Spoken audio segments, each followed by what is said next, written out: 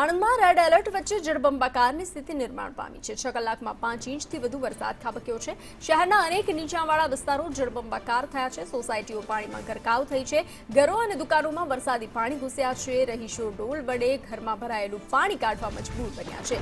ઘરવખરી અને માલસામાનને નુકસાન પહોંચ્યું છે। રસ્તાઓ પર 2 થી 2.5 ફૂટ પાણી ભરાતા જોખમી સ્થિતિ સર્જાઈ છે। પાણી ભરાતા રાહદારી પરેશાન છે અને વાહન વ્યવહાર ઠપ થયો છે।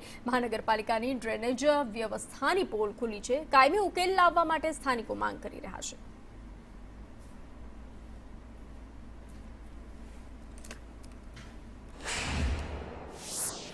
આણંદ શહેરમાં આજે વહેલી સવારથી ધોધમાર વરસાદ વરસી રહ્યો છે। શહેરના અનેક નીચાણવાળા જે વિસ્તારો છે તેમાં પાણી ભરાયા છે।